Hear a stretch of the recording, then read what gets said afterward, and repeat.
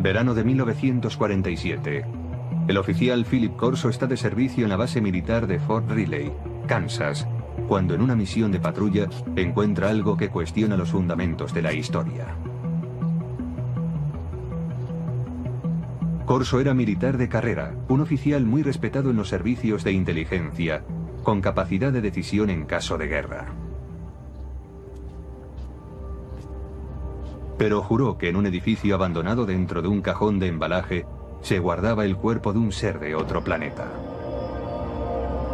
Corso publicaría esta y otras revelaciones en un libro llamado El día después de Roswell, que se convertiría en un bestseller tras su publicación en 1997. 5 coroneles acudieron a una sesión de firma de libros y confirmaron que todo lo que mi padre había escrito era correcto. Corso murió en 1998. Pero los datos que reveló en su libro siguen suscitando polémica. A continuación, trataremos de analizar su carrera militar y sus sorprendentes declaraciones acerca de los ovnis.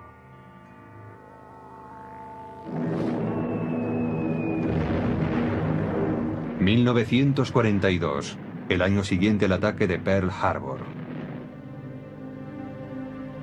Philip Corso, un joven de una pequeña ciudad de Pensilvania, es reclutado por el ejército. Durante la Segunda Guerra Mundial se prepara como oficial de los servicios de inteligencia y después, a la edad de 29 años, trabajará en Roma. Su misión, descubrir y eliminar agentes soviéticos. Cuando el ejército de los Estados Unidos ocupó Roma, lo que quería era que el gobierno de la posguerra fuese un gobierno amigo, no un gobierno comunista. Corso desempeñaba una labor de responsabilidad. Se le consideraba un hombre con futuro. En abril de 1947, Corso vuelve a los Estados Unidos para seguir su preparación en el servicio de inteligencia del ejército en Fort Riley. 3 meses más tarde, en julio de 1947, llega la noche en que, según declara, tiene lugar el hallazgo que tanto le impresionó. Corso tiene 32 años y es el oficial de guardia aquella noche. La seguridad de la base está bajo su responsabilidad. Esa noche, Fort Riley bulle de actividad. Han llegado a la base de Kansas 5 camiones con los restos del misterioso accidente de una aeronave en Roswell, Nuevo México.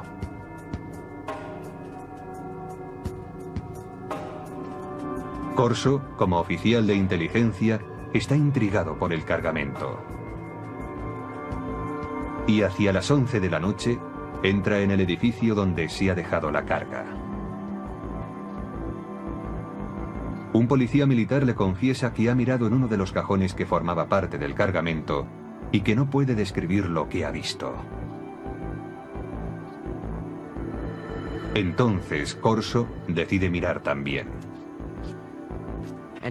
Y descubre una especie de ataúdes. Son pequeños, como ataúdes para niños. Intrigado, levanta la tapa de uno de ellos.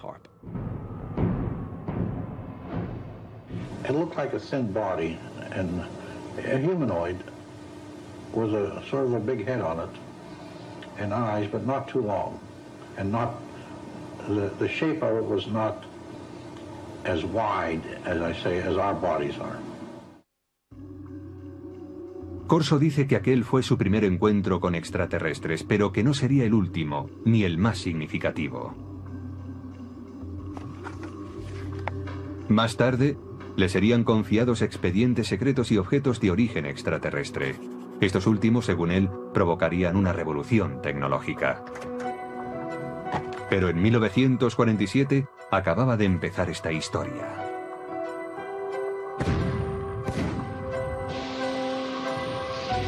La Guerra de Corea, iniciada en 1950, abre un paréntesis en las reflexiones de Philip Corso sobre seres extraterrestres. Corso entra a formar parte del personal del general Douglas MacArthur como especialista en artillería para las fuerzas de las Naciones Unidas. Tras el armisticio de 1953 se queda en Asia como oficial de inteligencia. Se ocupará de la repatriación de prisioneros estadounidenses y aliados. Llegué a conocer a Philip Corso porque se encargó de la liberación de prisioneros de guerra en el lejano Oriente, a las órdenes de MacArthur, y más tarde fue oficial de proyectos especiales en el Consejo de Seguridad Nacional, trabajando para Eisenhower en la Casa Blanca. Según su expediente militar, Corso es ascendido al rango de teniente coronel en julio de 1953. Según afirmó, fue asesor personal del presidente Dwight Eisenhower, al que informó de la creciente infiltración del KGB en la CIA.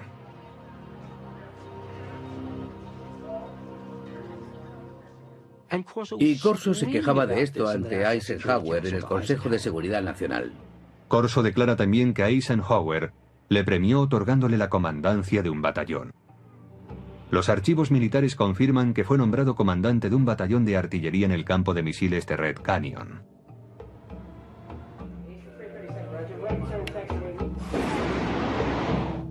En octubre de aquel año, Corso está al mando de un batallón en Alemania Occidental, donde desarrolla nuevas estrategias de tiro para ataques nucleares. Allí demuestra que sabe cumplir órdenes, pero también demuestra que tiene iniciativa.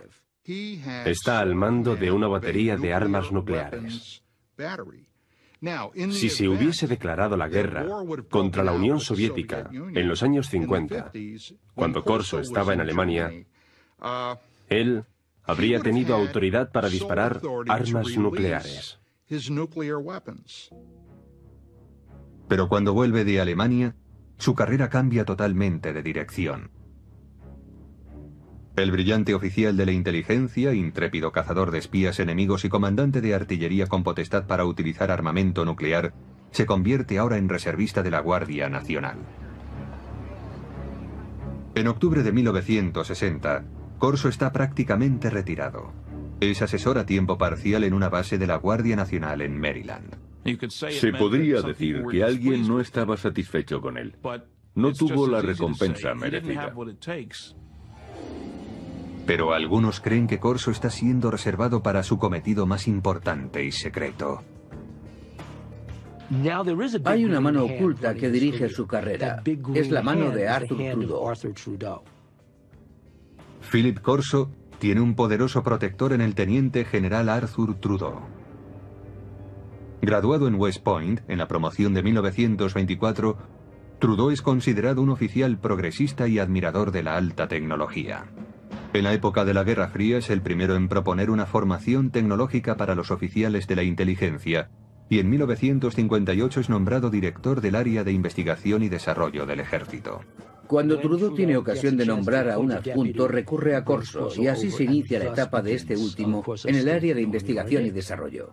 General called me and said, "Don, establish Foreign Technology Division, and you're the chief of it. And you got an office down next floor under me."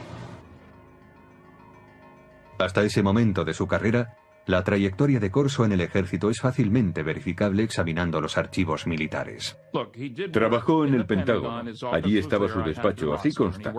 Y lo hizo para el general Trudeau, que le conocía bien, de eso no hay duda. Pero desde que empezó su labor en el Pentágono, el rastro de su carrera es más difícil de seguir y también es más difícil confirmar sus declaraciones. Corso escribió que su trabajo en el Pentágono incluía el análisis de los avances militares extranjeros como el armamento para helicópteros desarrollado por los franceses o el caza de despegue y aterrizaje vertical del ejército británico. Dicha tecnología sería invertida por los estadounidenses. Los militares han desarrollado a lo largo de los años una serie de proyectos dirigidos a copiar dispositivos tecnológicos provenientes del extranjero. Así, una de las tareas de Corso era acceder a esa tecnología extranjera, como la francesa, e invertir su ingeniería. Si se descubría algo bueno, era incluido en los planes tecnológicos propios. Invertir la tecnología enemiga resultó algo habitual en la época de la Guerra Fría. Los soviéticos utilizaron los aviones Sabor capturados de los norteamericanos para invertir su tecnología, y los Estados Unidos utilizaron los MiG capturados para invertir la ingeniería soviética. La tarea de Corso implicaba estudiar la tecnología extranjera, pero su trabajo cambiaría pronto. Poco después del 20 de julio de 1961, dice Corso, el general Trudeau le llama a su despacho y le adjudica una labor sorprendente: examinar la tecnología de la nave extraterrestre que se estrelló en Roswell, Nuevo México, en 1947.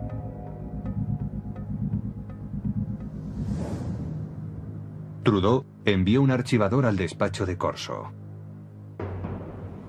Según este, el archivador guardaba pruebas de diferentes visitas de extraterrestres a la Tierra, así como de su tecnología que afirmaba sería utilizada para desarrollar la nuestra.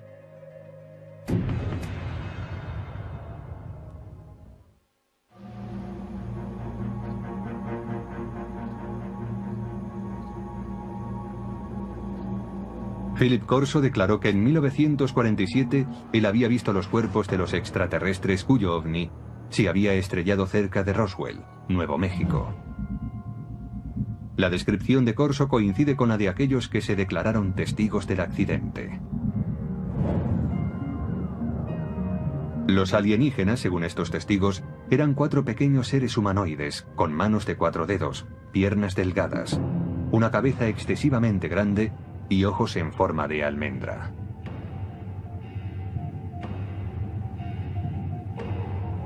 Dichas descripciones aparecen supuestamente en los documentos clasificados por los investigadores del gobierno. Hasta el día de hoy, dichos documentos no han sido autentificados.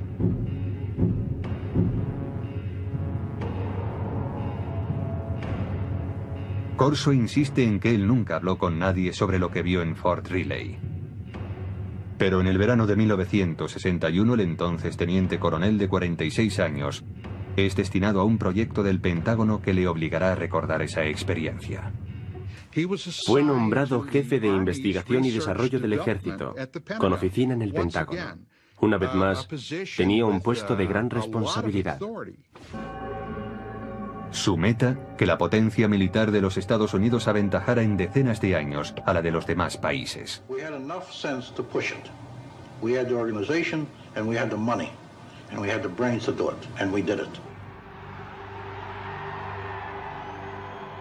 Durante la época de la Guerra Fría, dice Corso, preocupaba mucho al gobierno que los rusos llegasen a tener acceso a los materiales extraterrestres o, lo que era aún peor, que los alienígenas utilizaran su superior tecnología para invadir la Tierra. Según Corso, un armario archivador contiene los extraordinarios utensilios hallados en Roswell.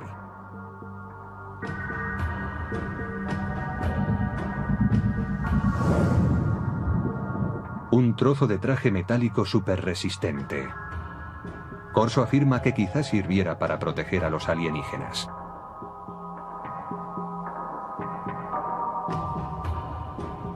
Un tubo que parece lanzar una potente luz roja. El teniente coronel piensa que podría ser un instrumento quirúrgico o un arma.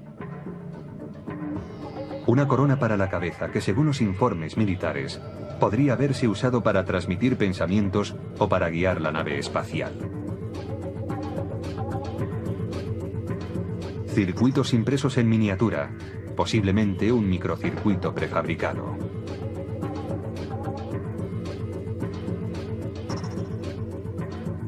Un cable flexible que podría haber transmitido luz. Y una lente para ver en la oscuridad, supuestamente extraída del ojo de un extraterrestre. Para identificar tan extraños objetos, Corso declara haber estudiado con detalle documentos clasificados del gobierno referentes a la tecnología extraterrestre supuestamente encontrados en Roswell.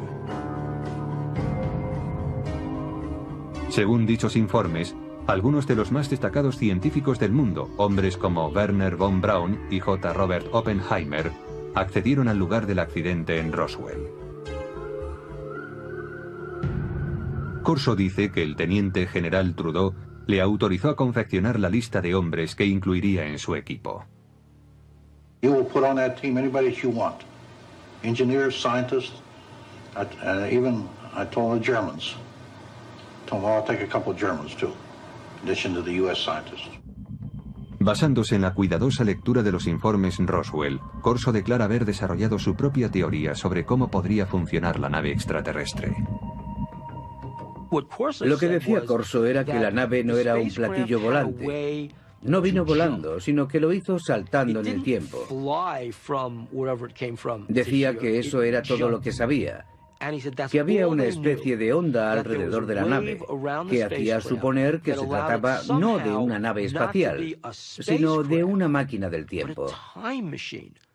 Y la razón es que para recorrer tan enormes distancias, tenía que abandonar lo que nosotros conocemos en física como un continuum espacio-tiempo, desprenderse de eso y aparecer repentinamente en otro lugar. En las notas personales de Corso hay dibujos que detallan sus conceptos. Corso especula con que la nave extraterrestre fuese manejada mentalmente por un mecanismo encajado en el cráneo del alienígena. Parece que si se gira la corona en torno al cráneo del alienígena, las tomas electromagnéticas se encajarían con determinadas partes de su cerebro. Una vez concluida la investigación, Corso decide que está preparado para ir más allá. Su aplicación. La tecnología extraterrestre que, según él, procede de Roswell, es mostrada a determinadas firmas para su desarrollo. Traten de imaginar qué sucedería si una nave espacial se estrellase contra la Tierra y en ella hubiese un fabuloso dispositivo tecnológico y alguien como Corso entregara ese material a unos laboratorios de investigación diciendo: averiguad cómo funciona esto. El resultado, sostiene Corso, fue el replanteamiento de todos los avances tecnológicos producidos hasta entonces.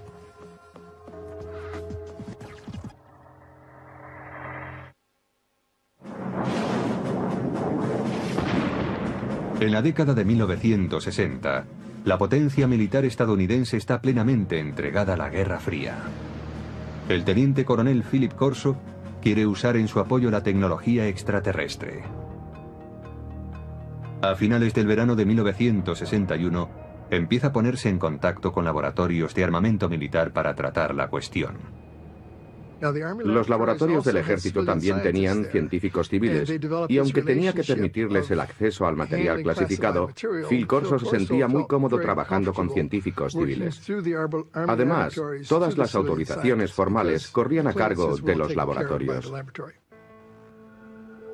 En Estados Unidos existen numerosos laboratorios de alta tecnología donde científicos civiles trabajan en proyectos militares. Los Álamos, sede del proyecto Manhattan, quizás sea el más famoso. Pero en 1961, Fort Belvoir, en Virginia, desarrollaba en secreto un proyecto para conseguir la visión nocturna. Corso declara que este sería el primer laboratorio al que recurriría. Para que aquellos objetos fueran analizados debidamente, no podía llevarlos a un taller de reparación de radio. Debía llevarlos a algún lugar de suficientes garantías. Según Corso, los testigos de Roswell declararon que la nave extraterrestre usaba una tecnología muy avanzada que permitía la visión nocturna. Si alguien entraba en la nave y miraba hacia afuera, veía el exterior tan nítidamente como si fuese de día, aún en plena noche. También hay, según Corso, una lente extraída del ojo de un extraterrestre que tiene la propiedad de aumentar la intensidad de la luz. Nadie sabe relacionar ambas cosas, dice Corso, pero todo el mundo es consciente de su valor potencial. Corso mantiene que a finales del verano de 1961 muestra a los investigadores de Fort Belvoir la lente extraída del ojo del alienígena y, al parecer, otro tipo de tecnología para aumentar la intensidad de la luz, también hallado en la nave. Este es el tipo de tecnología que, aunque parece ser que ya se había empezado a desarrollar durante la Segunda Guerra Mundial, realmente avanzó en progresión geométrica en años posteriores. Ahora bien, ¿puede esto atribuirse a la tecnología hallada en Roswell? Según Corso, sí. Corso dice que no pudo desarrollarse el mecanismo de control mental. Su teoría era que solo podía funcionar con el cerebro de un extraterrestre. Pero este revés no impide el desarrollo de otro dispositivo. Un circuito impreso de sofisticado diseño.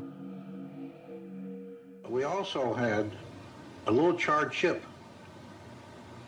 Small thing, maybe 3/8 of an inch square, 2 threads coming out, and a little one in the center with thin wires.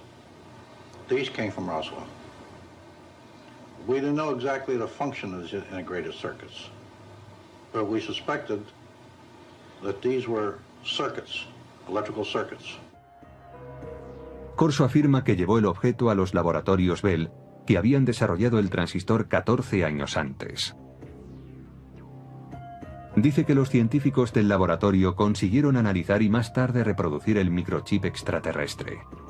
¿Qué pasaría si ocurriese algo así? Sucedería que en un corto espacio de tiempo el mundo se transformaría radicalmente. No hay duda de que a partir del desarrollo de los circuitos integrados a principios de los 60, el mundo se ha transformado. Se han hecho realidad dispositivos electrónicos desde el teléfono celular al ordenador portátil. El microchip de Roswell estaba dañado por el accidente, según dice Corso. Pero tiene en su poder otro objeto de los alienígenas, y este aparentemente funciona a la perfección. Él sabía por los informes que cuando aquel aparato se puso en funcionamiento, causó quemaduras sobre las superficies hacia las que fue enfocado. Los informes militares clasificados, según Corso, especulaban con que el dispositivo hallado en Roswell, aparentemente capaz de abrir agujeros en las paredes, era algún tipo de herramienta de corte, quizás usada en cirugía.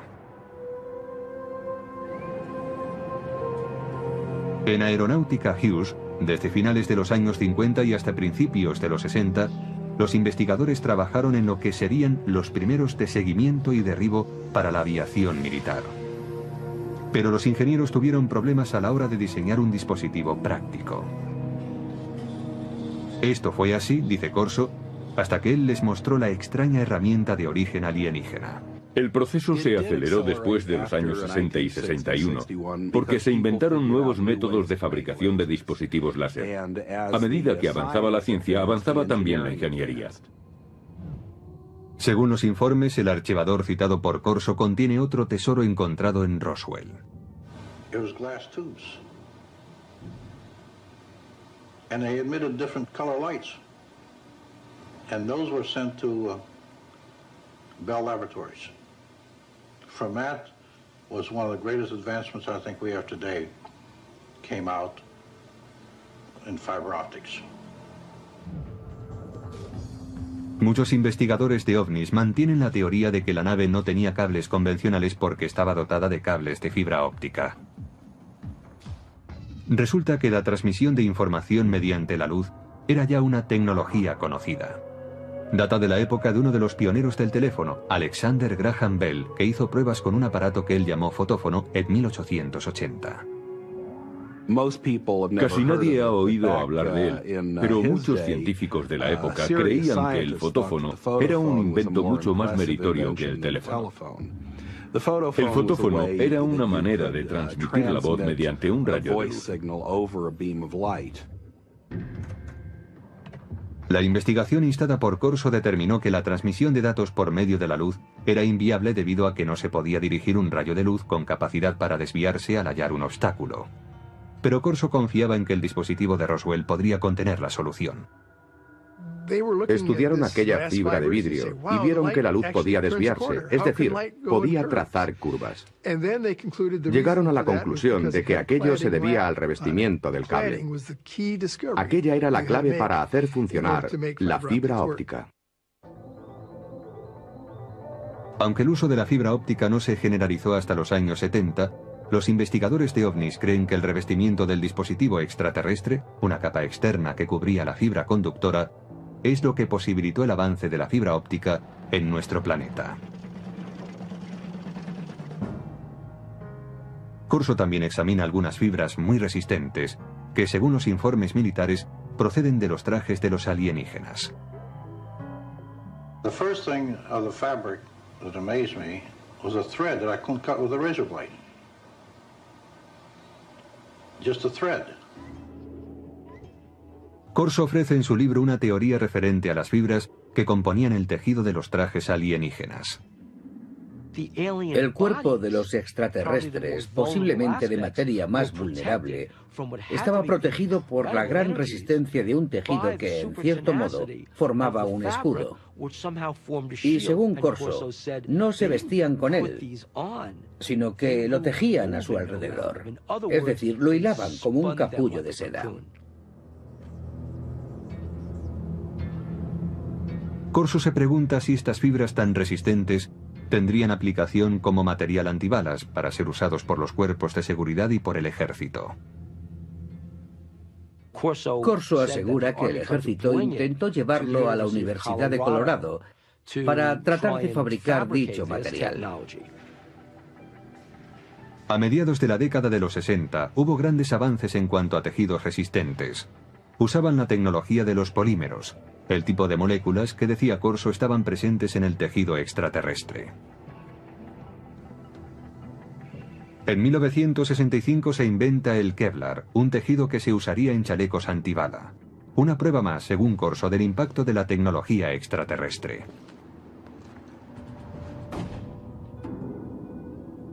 Nadie niega que el periodo en que el teniente coronel trabajó en el Pentágono coincide con un periodo de gran desarrollo tecnológico en los Estados Unidos. Los defensores de Corso dicen que la tecnología alienígena tuvo mucho que ver, pero otros ven las cosas de un modo diferente.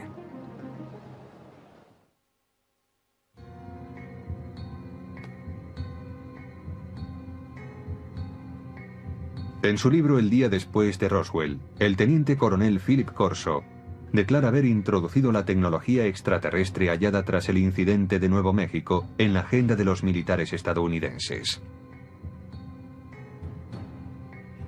Pero otros afirman que los avances científicos de los años 60 no fueron obra de un héroe, ni se debieron a la ayuda extraterrestre. Resulta simpático pensar en un héroe que nos conduce a un mundo de avanzadas tecnologías adquiridas de platillos volantes. Pero después de trabajar en numerosos programas de investigación y desarrollo, puedo asegurar que no es esa la forma en la que avanza la tecnología.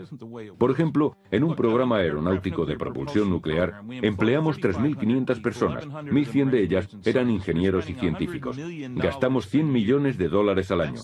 Esa es la clase de trabajo que se hace para desarrollar una nueva tecnología. Dice Corso que el uso del láser pasó de la teoría a la práctica después de que los científicos examinaran el objeto encontrado entre los restos del accidente de Roswell. Pero para los historiadores, eso es ciencia ficción.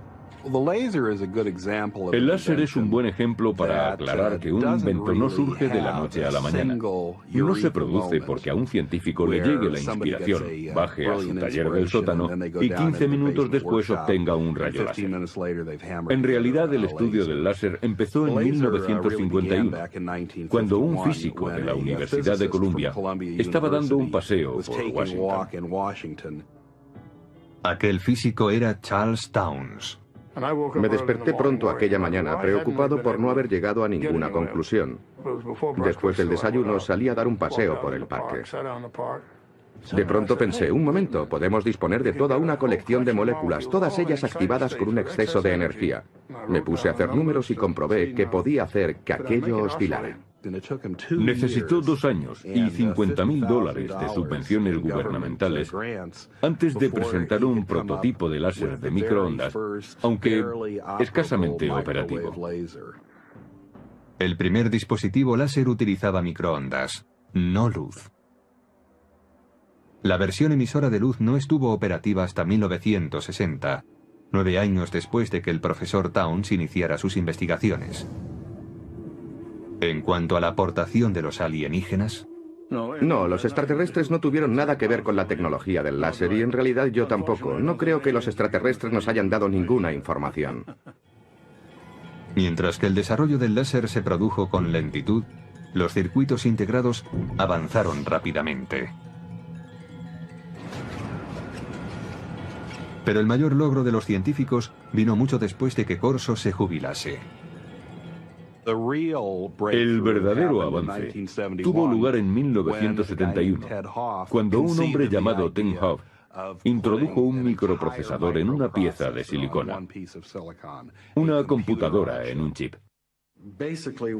Lo que sucede básicamente en un circuito integrado es que controlamos el flujo de electrones, o en ciertos casos, la ausencia de electrones. Ted Hove, conocido como el arquitecto del microprocesador, empezó a trabajar con circuitos integrados en 1968. Hove refuta la declaración de Corso según la cual un chip alienígena hallado tras el accidente de Roswell hizo posible una versión terrestre. En un accidente, se puede suponer que se han producido daños, y estos daños pueden hacer aún más difícil el análisis de un objeto. Incluso cuando se dispone del objeto, se necesita un contexto. Quien haya visto este objeto en aquellos días, sin un contexto en el que enmarcarlo, en otras palabras, sin saber para qué servía, tendría incluso menos posibilidades de entenderlo. Hove dice además que para reproducir un circuito integrado, como Corso dice que se hizo en 1961, habría sido necesario un microscopio electrónico de exploración, el cual no se inventó hasta 1966. Incluso si se observan hoy en día estos objetos, su resolución es tal que los microscopios ópticos ordinarios no podrían apreciarla. Haría falta algo más sofisticado. No creo que en aquel tiempo nadie hubiese podido imaginar qué cosa era aquella. Philip Corso dice también que el cable de fibra óptica extraterrestre inspiró a los científicos. Pero los científicos no apoyan su afirmación, porque la fibra óptica requirió una confluencia de tecnologías que fueron apareciendo a lo largo de décadas. La idea empezó a ser realmente interesante en 1965, cuando el láser ya estaba disponible. Alguien supuso entonces que se podía dar un uso comercial a la fibra óptica. Y así, poco después, el proyecto fue abordado por un trío de inventores en Corning. Consiguieron por fin fabricar fibra óptica en 1970. La luz de un láser mejoraba la fuerza de la señal. El equipo de investigadores de Corning Glass creó una forma de sílice fundido.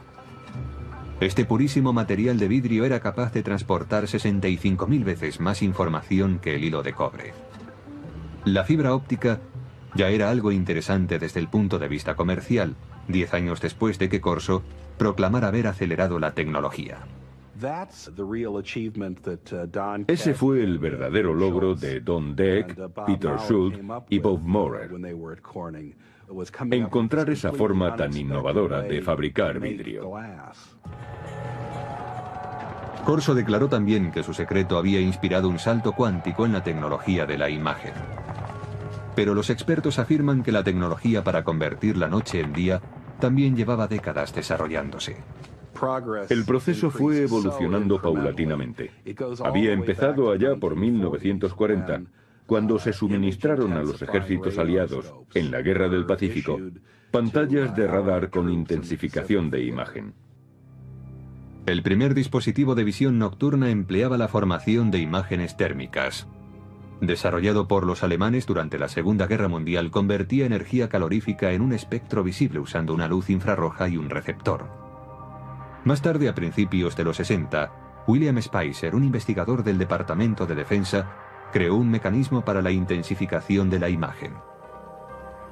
Los científicos de Fort Belvoir se basaron en sus trabajos. La intensificación de imagen no requiere luz adicional. Funciona como un receptor de radio para ondas lumínicas, amplificando la luz existente. Los intensificadores de imagen actuales son lo bastante pequeños para poderse llevar como gafas y son capaces de amplificar la luz, multiplicándola por 35.000. Los científicos argumentan que si Corso tenía realmente un intensificador de imagen extraterrestre, mostrárselo a los investigadores en 1960 habría ayudado poco al progreso de esa tecnología. La ingeniería necesaria progresaba a un ritmo muy lento. Lograr la visión nocturna fue, en gran medida, el resultado de un trabajo de ingeniería realmente brillante. Finalmente, según expertos en tecnología, Las fibras superresistentes de Corso no venían de los trajes espaciales de los alienígenas, sino del fruto de años de investigación de una científica llamada Stephanie Kwolek, que trabajaba en la compañía DuPont. Ella consiguió enlazar cadenas de átomos en 1965. En 1971 el Kevlar ya estaba en el mercado. La teoría de que algo como el Kevlar salió de un platillo volante resulta tan chocante para mí como insultante para alguien como Stephanie Kwolek, que invirtió enormes esfuerzos, años de su vida, una enorme dedicación e inteligencia para desvelar los secretos de la naturaleza. Además, algunos escépticos insisten en que el teniente coronel Corso sencillamente no tenía los conocimientos suficientes para promover un programa de ingeniería inversa. Leí algo que había escrito hace años y vi que aquello no era alta tecnología. Yo he trabajado para General Electric, Westinghouse, General Motors, TRV System, McDonnell Douglas y junto a muchos científicos. Yo mismo soy físico y no vi nada en los escritos de Corso que indicara que tenía los conocimientos, el talento, la formación para manejar un material como aquel y llevarlo a la industria. Corso tenía una respuesta para tal objeción. Decía que su equipo de científicos de élite le ayudaba a interpretar los objetos de Roswell. I didn't have the training or the background for something, they got highly technical. But fortunately the German scientists were there. I knew von Braun, and I knew Hermann Oberth. Oberth was a man who said we've been helped. But we had to keep it quiet to protect our budget, protect our organization. Para los escépticos, caben más dudas acerca de Corso. Según ellos, un teniente coronel no debería asumir funciones como las que Corso se atribuía. Creo que un indicio de su consideración dentro del ejército viene dado por el hecho de que nunca llegó a coronel, a pesar de sus muchos años de servicio. Pero otros apoyan las afirmaciones de Corso, en particular aquellos que dicen conocer el funcionamiento interno del ejército. En aquellos días, un teniente coronel tenía mucha más autoridad e importancia que ahora. Pero incluso hoy, hay tenientes coroneles que conocen mucho acerca de planes y operaciones importantes. Todos los científicos y militares con los que Corso dijo haber trabajado afirman que no había implicación extraterrestre en las tecnologías desarrolladas a partir de aquellos años. No existen documentos de ningún tipo que avalen las afirmaciones de Corso sobre ingeniería alienígena aplicada a la terrestre. Pero sus partidarios defienden que si no hay rastro de ningún documento es por una razón.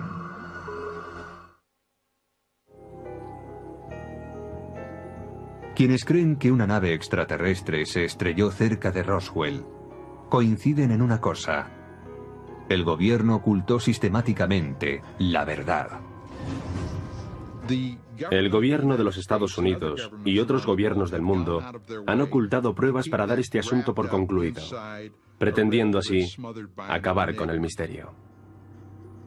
Philip Corso alega que él también debía mantener en secreto su programa de ingeniería inversa. We couldn't discuss it. We made a decision. It cannot be discussed outside of us. We're doing good. We have the authority, we have the money for our R&D projects. Well, that's fine. Let's keep it that way. Let's not get mixed up in the murky area of whether they exist or not. En cuanto a la contribución de Corso a los avances de la ciencia, los escépticos dicen que la tecnología que él declara haber impulsado por aquella época ya estaba a punto de aparecer.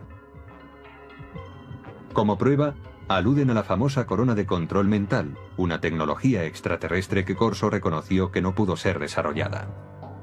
Hoy está en camino de convertirse en realidad sin su ayuda.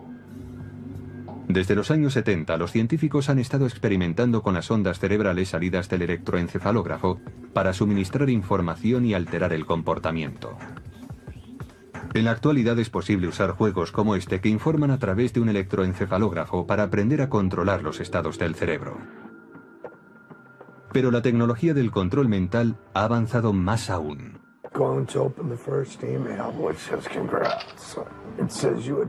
En 2004, la FDA autorizó a los investigadores para experimentar con unos diminutos implantes cerebrales, diseñados para que las personas discapacitadas pudiesen controlar un ordenador con su pensamiento.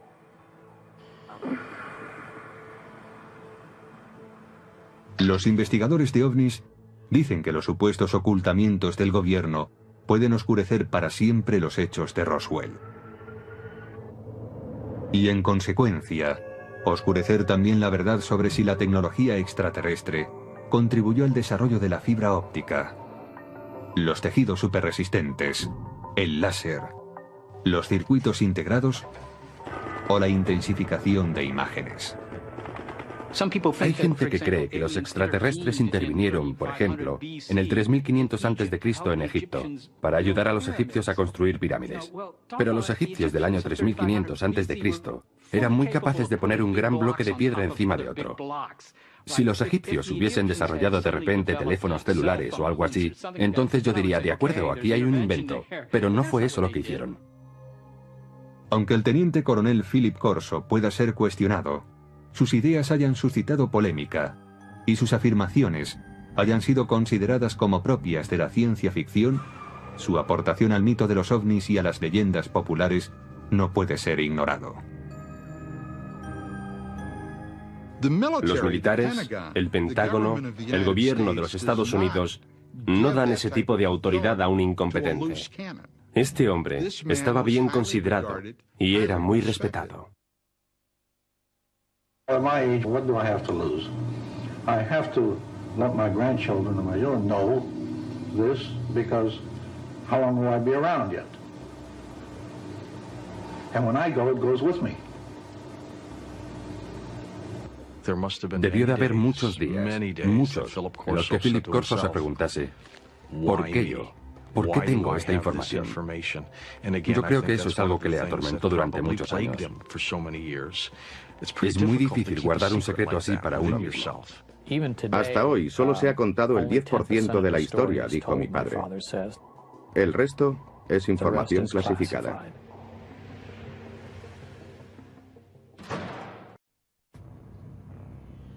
Julio de 1947, Roswell, Nuevo México. Muchos creen que los restos encontrados en el desierto cerca de esta pequeña ciudad pertenecen a un ovni. La pregunta es, ¿existen los ovnis? La respuesta es sí. Aún perdura la controversia sobre lo que aconteció allí aquella noche. Un exoficial de inteligencia del ejército de los Estados Unidos ha contribuido a la polémica. Según él, los ovnis no solo existen, sino que el ejército estadounidense ha copiado tecnología avanzada de ellos. Él lo sabe, afirma, porque ha tenido en sus manos muestras de esa tecnología y ha visto los cuerpos de los alienígenas encontrados en Roswell.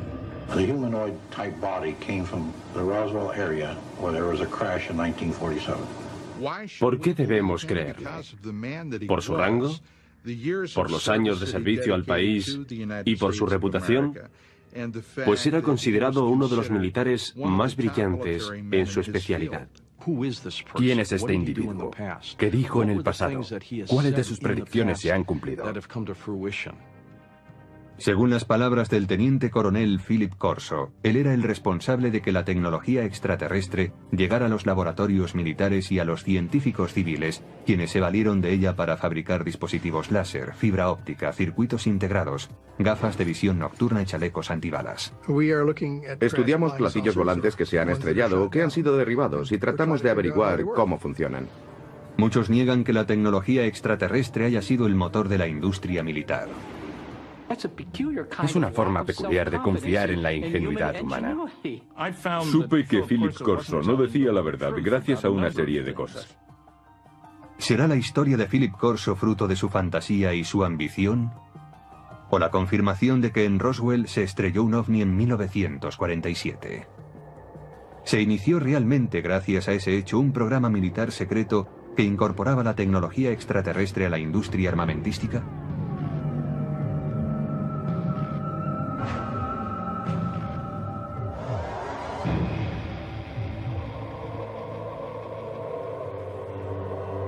El día después de Roswell.